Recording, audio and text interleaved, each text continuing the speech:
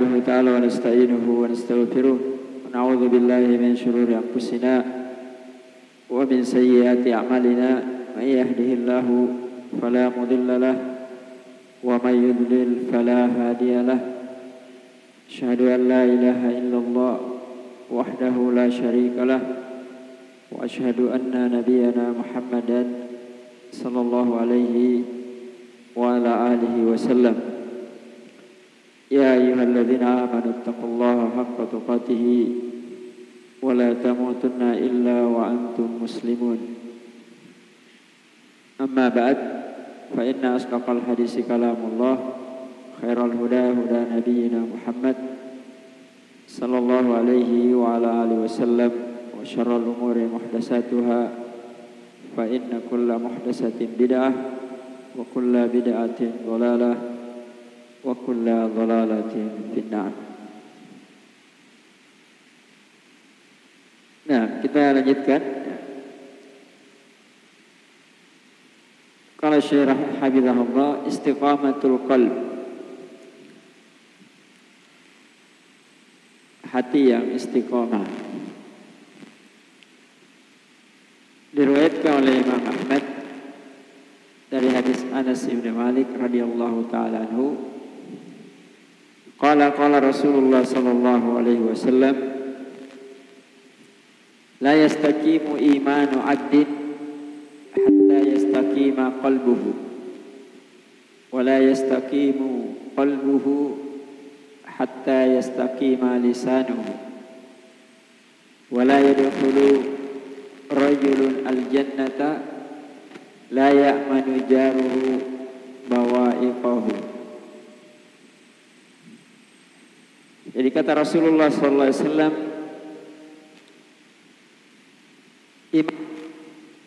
iman seorang hamba tidak akan istiqomah lurus sampai hatinya istiqomah, dan tidaklah hati itu sampai lisannya juga istiqomah. Dan seseorang tidak akan masuk surga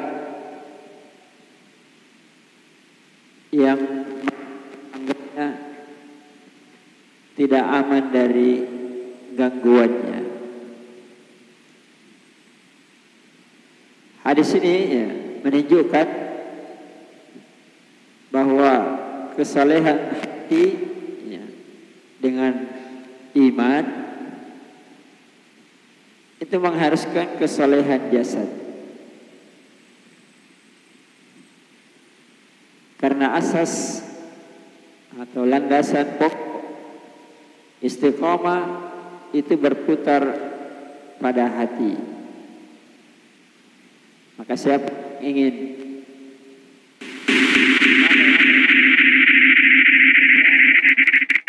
soleh anggota tubuhnya, maka harus soleh hatinya. Kata Imam Ibnu Rajab rahimahullah, maksud istiqomah adalah istiqomah amal-amal anggota tubuhnya. Istiqomah amal-amal anggota tubuhnya. Karena sungguhnya amalan-amalan anggota tubuh tidaklah bisa istiqomah kecuali dengan istiqomahnya hati. Adapun hati yang istiqomah maknanya kata beliau rahimahullah adalah hati itu selalu penuh dengan kecintaan kepada Allah. Selalu penuh hatinya cinta kepada Allah. Hatinya selalu penuh untuk cinta kepada ketaatan. Hatinya selalu penuh sehingga dia benci kepada dosa dan maksiat. Allah Azza wa Jalla berfirman, innal ladzina qalu rabbuna Allahu tsumma istaqamu tatanazzalu alaihimul malaikah alla takhafu wa la tahzanu wa abshiru bil jannati allati kuntum tu'adun nahnu awliya'ukum fil hayatid dunya wa fil akhirah walakum fiha ma tashtahi anfusukum walakum fiha ma tad'un innal ladzina qalu rabbuna Allahu tsumma istaqamu fala khaufun 'alaihim wa lahum yahzanun ulaika ashabul jannah khalidina fiha jazaa'an bima kanu ya'malun. Sungguhnya orang-orang yang berkata Rabbuna Allah, artinya berkata imannya ya. Mereka beriman ketika dia mengatakan Rabbuna Allah. Tsumma istaqamu, kemudian istiqamah. Artinya istiqomah anggota badannya, karena istiqomah juga hatinya. Maka Allah memberi balasan. Siapa yang istiqomah imannya, istiqomah hatinya, tatanazzalu alaihimul malaikah, akan turun pada mereka malaikat memberi hiburan, memberi kabar gembira. Alla takhafu wa la tahzanu la khaufun wa la hum yahzanun. Janganlah kalian takut. Yani takut untuk masa depan. Wala tahzanu, dan janganlah kalian sedih dari apa yang sudah lewat. Karena kesedihan itu pada hal yang lewat. Tidak mungkin orang bersedih pada sesuatu yang belum terjadi. Tapi selalu yang belum terjadi itu selalu orang takut. Maka orang yang istiqomah diberi kabar gembira oleh Allah melalui malaikat untuk selalu menghibur, jangan takut dan jangan sedih. Sementara hidup itu berputar di situ, antara takut dan sedih. Itu yang bikin orang stres. Itu yang bikin orang selalu ribut karena selalu takut dan sedih. Takut tidak punya istri. Misalnya yang belum menikah, kalau sudah menikah sedih ditinggalkan istrinya, ya sedih.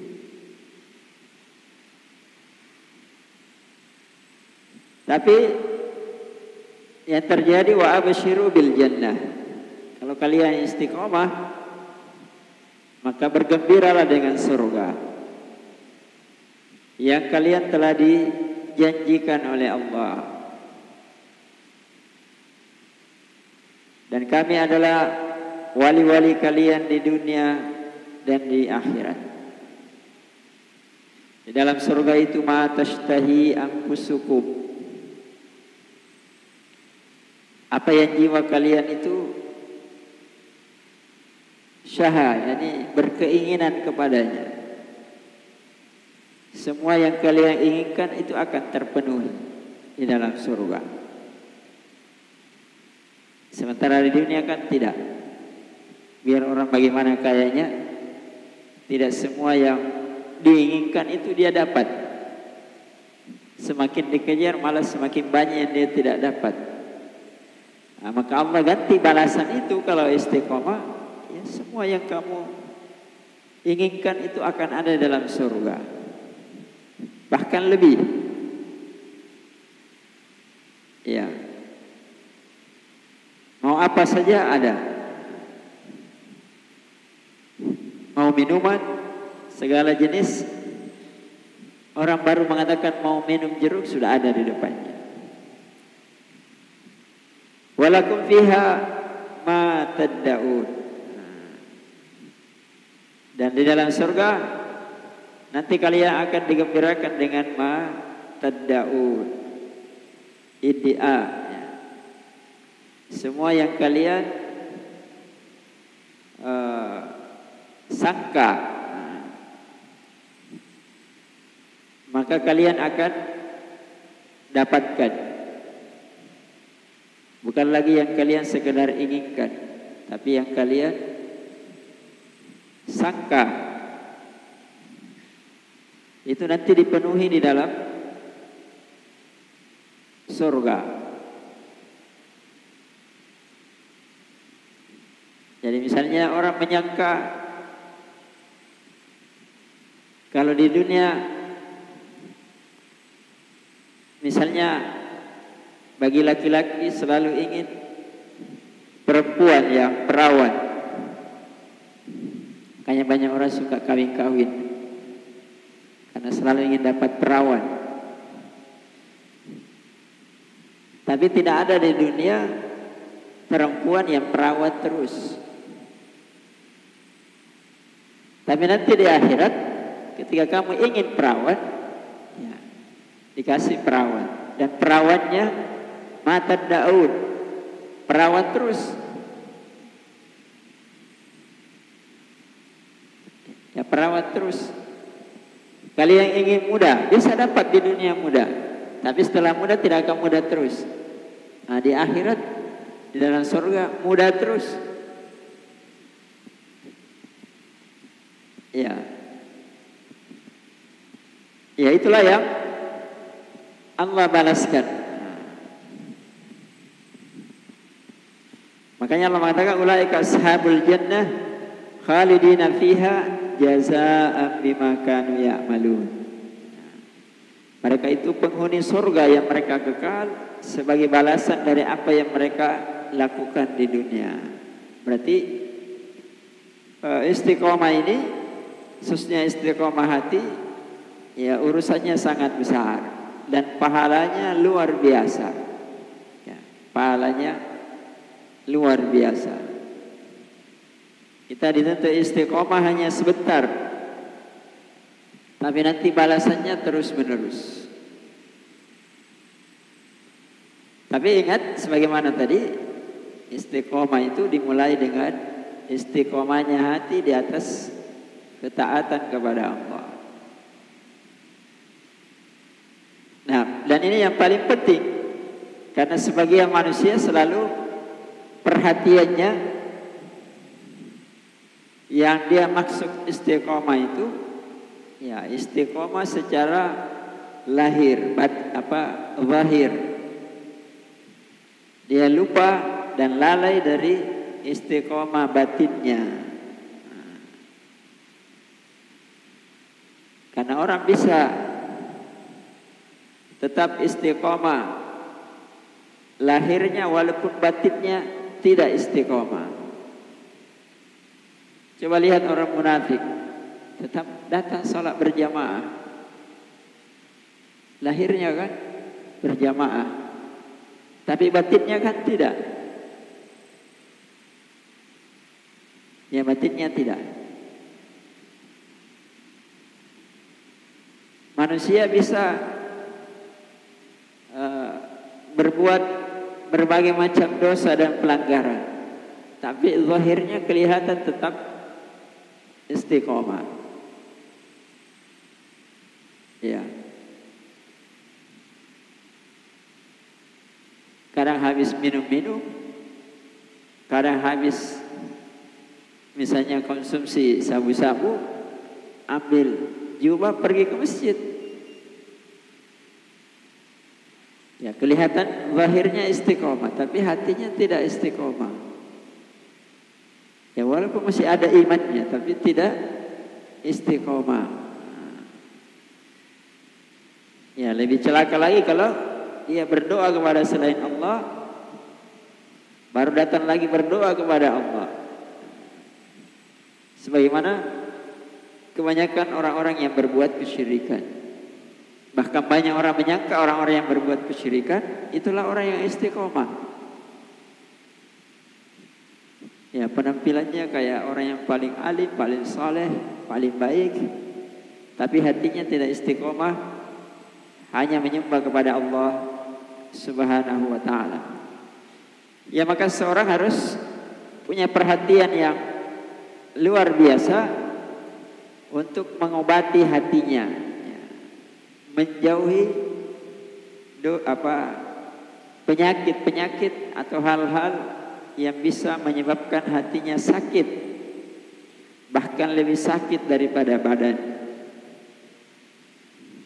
Karena itu Nabi Shallallahu Alaihi Wasallam menyebutkan dalam banyak hadis penyakit-penyakit hati.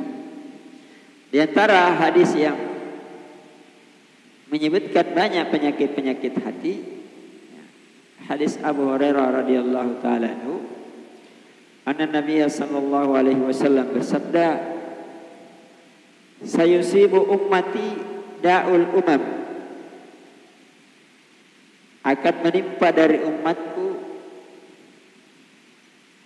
penyakit-penyakit yang menimpa umat-umat terdahulu, yakni penyakit-penyakit hati. Jadi umat terdahulu sudah ditimpa seperti itu, dan pasti akan menimpa umat ini. Jadi kalau Nabi mengatakan akan menimpa umatku,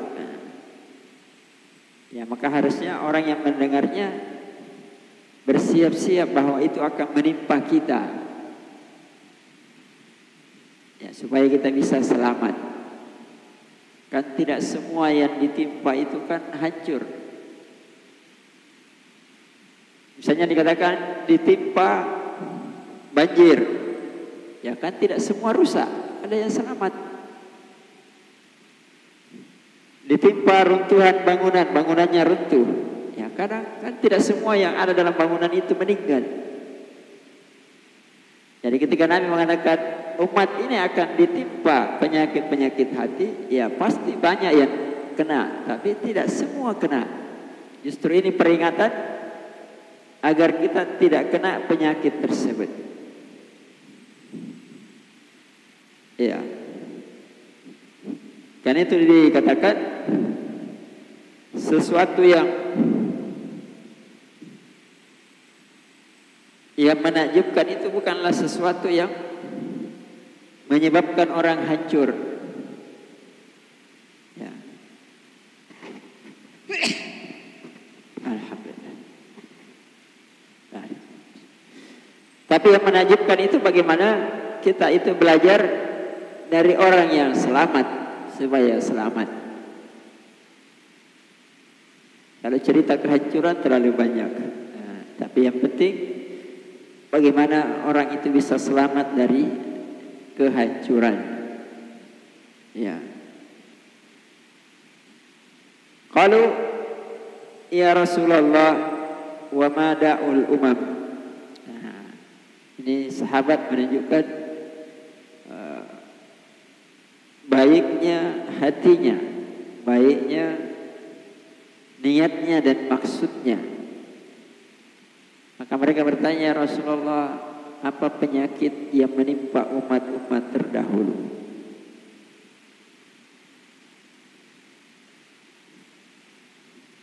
Mereka tidak mengatakan, ya Rasulullah kalau begitu hancurlah kita. Ya hancurlah kita. Maqala ahlakan nas ahlakahum. Ya. Nabi SAW mengatakan, siapa yang selalu mengatakan manusia hancur, manusia binasa, manusia tidak ada harapan, bahwa ahlakahum, maka dia telah menghancurkan manusia, atau dia telah menjadi bagian dari manusia yang hancur. Tapi sahabat selalu dididik untuk ada optimis walaupun ada musibah yang besar. Bagaimana jalan keluar? Jadi mereka bertanya supaya mereka tahu. Kalau mereka tahu, mereka bisa menghindar. Qala, maka Nabi SAW menjawab, qala al-ashar. Ini yang pertama. Al-ashar, Maknanya al-asyar itu mengkufuri nikmat. Mengkufuri nikmat. Jadi kalau orang-orang dahulu ditimpa penyakit hati, tidak mensyukuri nikmat Allah, maka nanti pada umat ini juga akan terjadi demikian. Banyak dari kalangan muslimin tidak mensyukuri nikmat, bahkan mengkufuri nikmat. Dan ini kan banyak ya terjadi.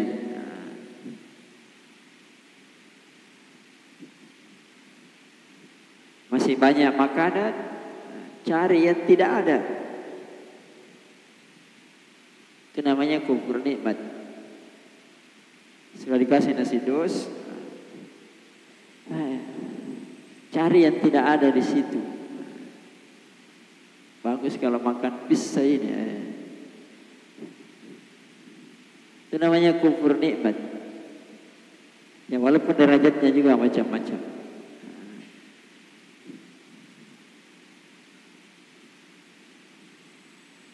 Bajunya 2 lemari, kadang beli tidak dipakai, beli lagi. Itu namanya kufur nikmat.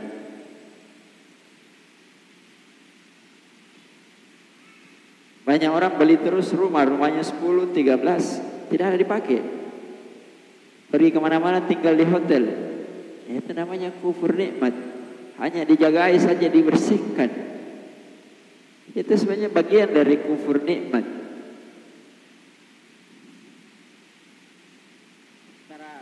Ada sebagian.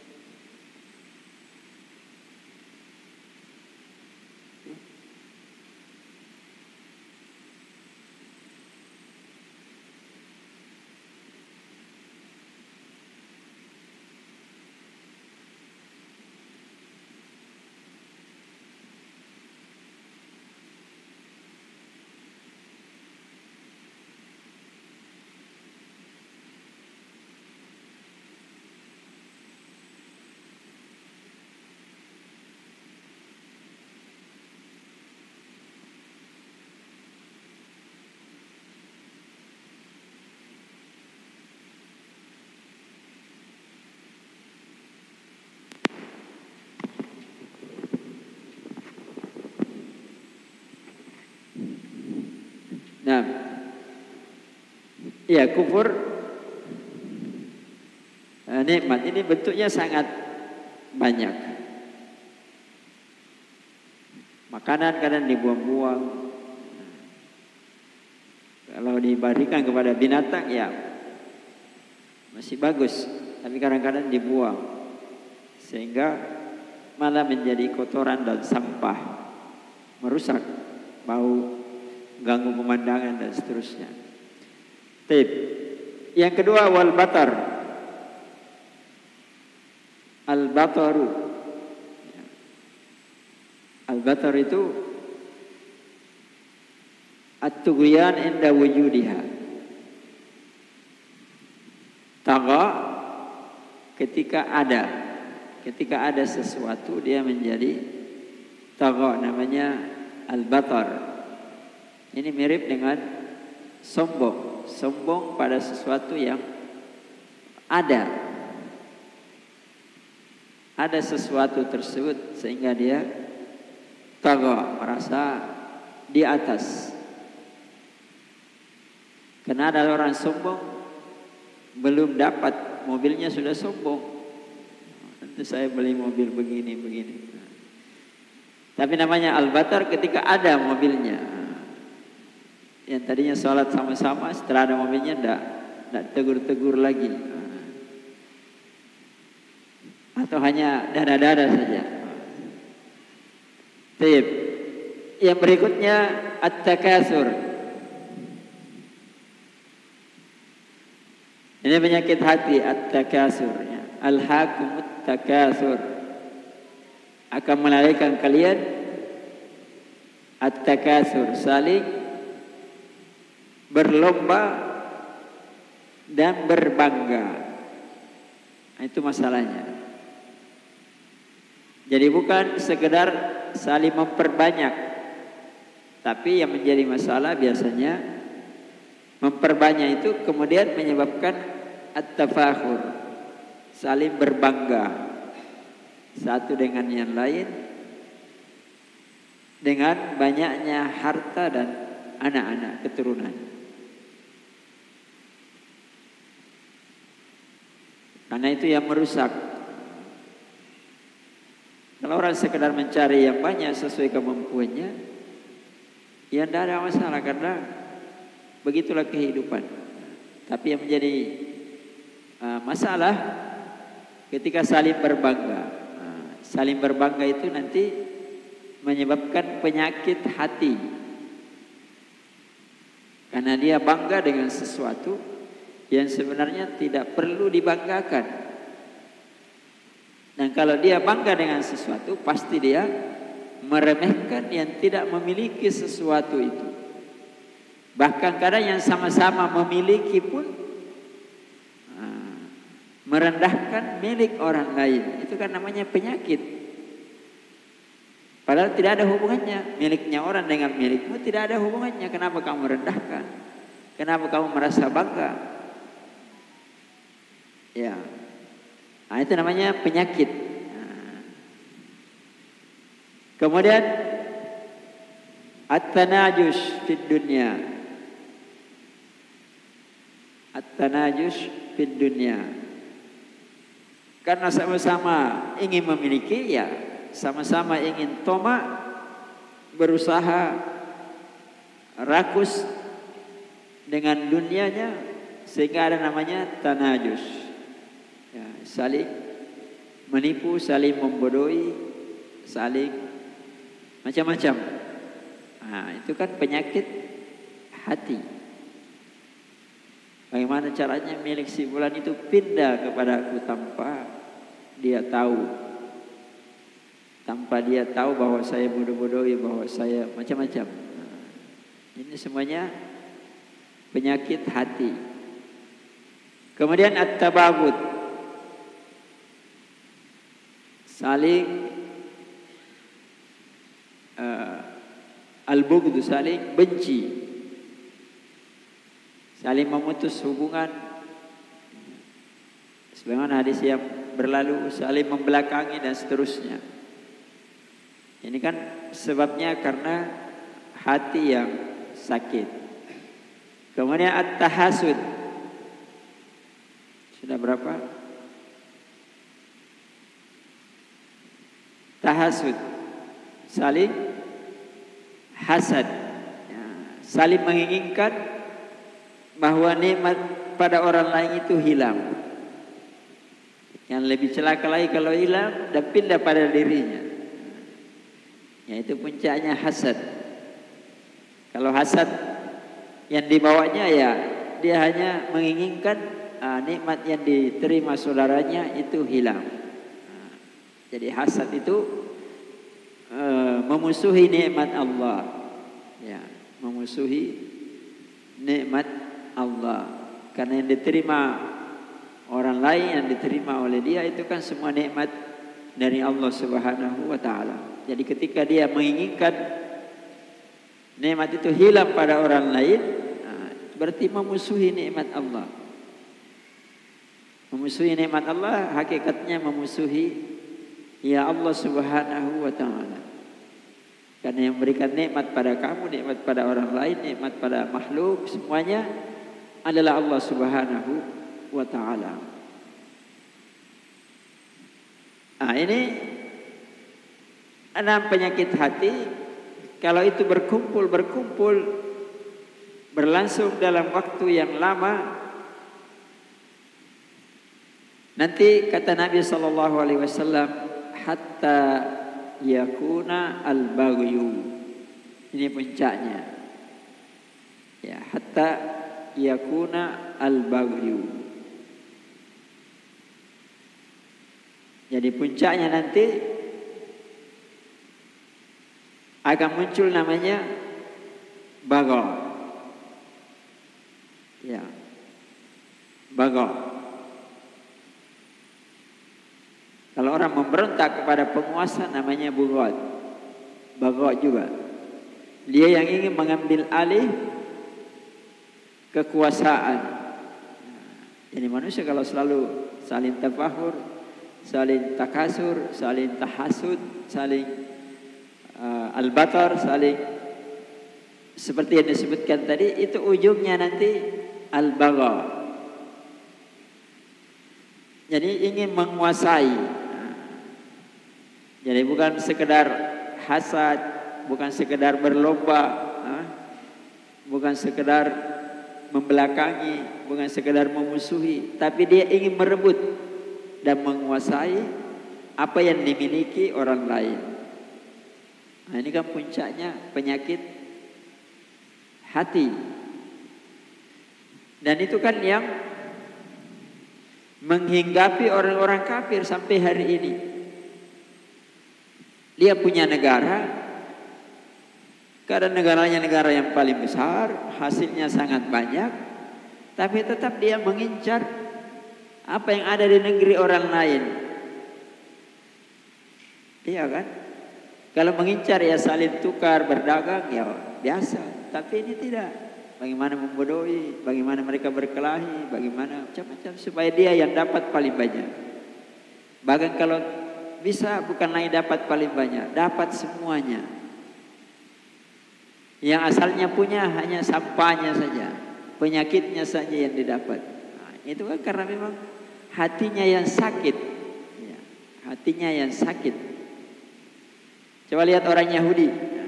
Yahudi kan orang yang paling sakit hatinya.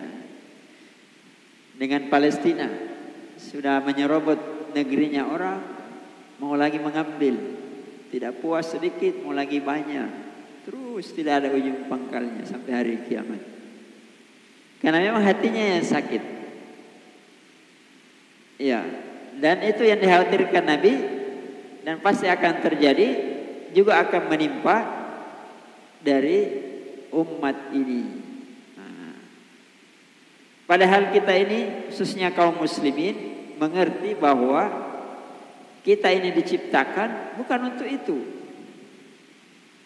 Ya, kita ini diciptakan bukan untuk dunia, tapi kita ini diciptakan untuk ibadah kepada Allah Subhanahu wa taala.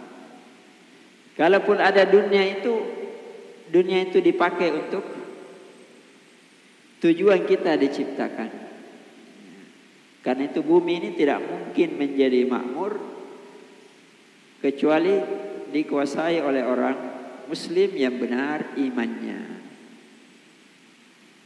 Karena itu orang kafir makmur negerinya hanya zahirnya saja. Hanya zahirnya saja, tapi tidak makmur batinnya. Karena tidak dipakai untuk ya ibadah hanya kepada Allah Subhanahu wa taala. Kemudian yang terakhir,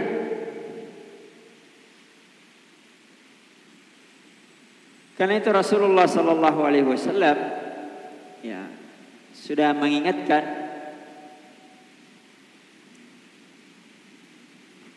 dan ini merupakan tanda-tanda kenabian ya, itu tadi juga tanda-tanda kenabian bahwa penyakit ini nanti akan merajalela, tapi nanti ada waktunya selesai. Ada waktunya selesai, artinya tidak bisa diamalkan. Penyakit itu tidak bisa berfungsi. Tadi kan ujung-ujungnya menguasai harta dunia. Ada nanti waktunya manusia ini dipenuhi dengan dunia, tapi manusia tidak butuh dengan dunia. Ya. Dalam Sahih Muslim ya, dari hadis Abu Hurairah radhiyallahu taala anhu, Nabi sallallahu alaihi wasallam bersabda, "Wallahi la yanzilanna ibnu Maryam hakaman adilan." Demi Allah nanti akan ada waktunya Ibnu Maryam, siapa Ibnu Maryam? Ya, Isa alaihi salatu wassalam akan turun ke muka bumi menjadi hakim yang adil. Ini kan dekatnya hari kiamat. Fala yuksiranna as-saliba.